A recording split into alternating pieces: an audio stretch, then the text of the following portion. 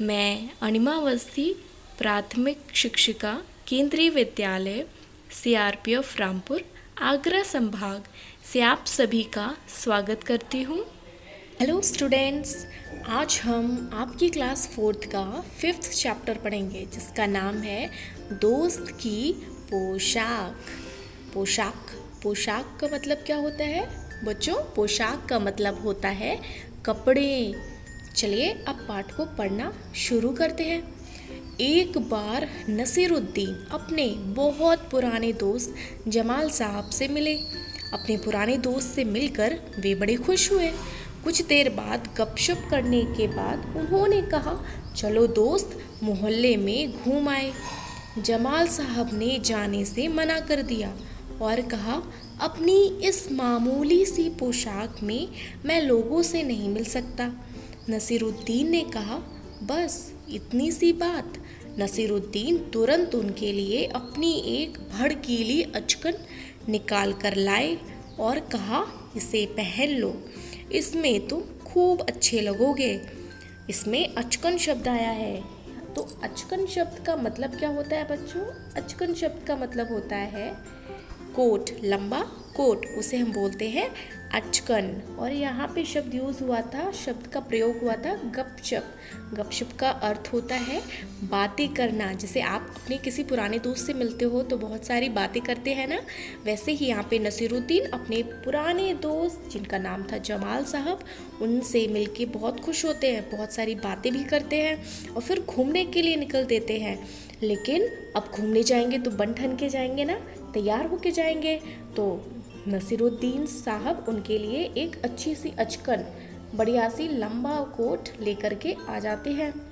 नसीरुद्दीन तुरंत उनके लिए अपनी एक भड़कीली अचकन निकाल कर लाए और कहा, इसे पहन लो, इसमें तुम खूब अच्छे लगोगे, सब देखते रह जाएंगे। बन ठन कर दोनों घूमने निकले। दोस्त को लेकर नसीरुद्दीन पड़ोसी के घर गए। नसीरुद्दीन ने पड़ोसी से कहा, ये हैं मेरे खास दोस्त जमाल साहब, आज कई सालों बाद इनसे मुलाकात हुई है। वैसे जो अचकन इन्होंने पहन रखी है वह मेरी है। यह सुनकर जमाल साहब पर तो मानो घड़ों पानी पड़ गया। बाहर निकलते ही मुंह बनाकर उन्होंने नसीरुद्दीन से कहा, तुम्हारी कैसी अक्ल है? क्या यह बताना ज़रूरी था कि अचकन तुम्हारी है? तुम्हारा पड़ोसी सोच रहा होगा कि मेरे पास अपने कपड़े हैं ही नहीं। अब ये बात बुरी लग गई।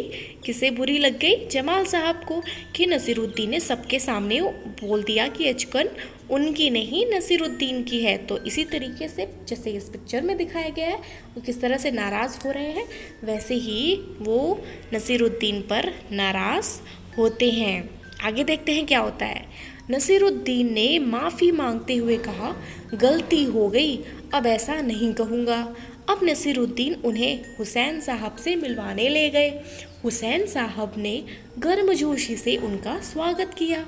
जब जमाल साहब के बारे में पूछा तो नसीरुद्दीन ने कहा, जमाल साहब मेरे पुराने दोस्त हैं और इन्होंने जो अचकन पहनी है वह इनकी अपनी ही है।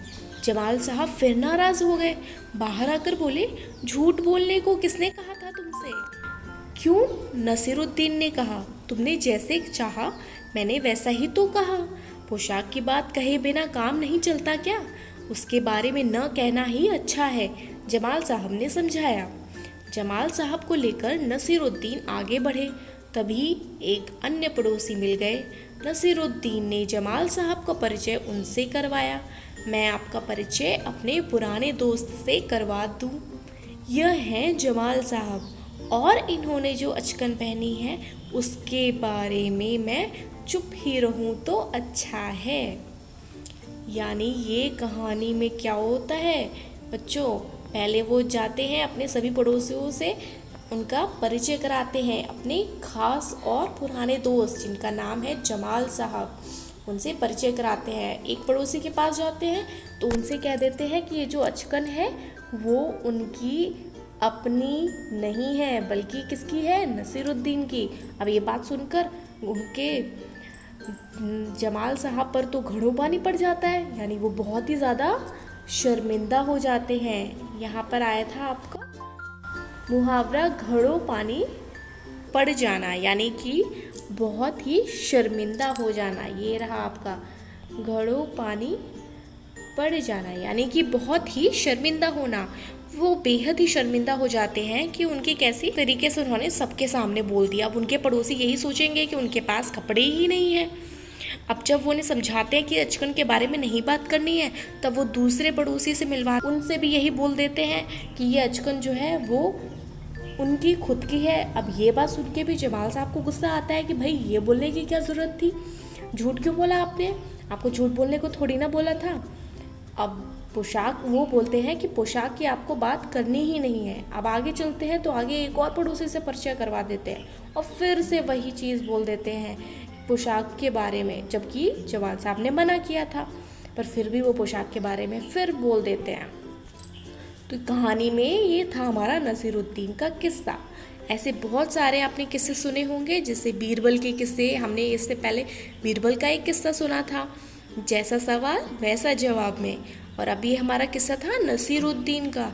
ऐसे और भी कई सारे किस्से हैं नसीरुद्दीन के, बीरबल के।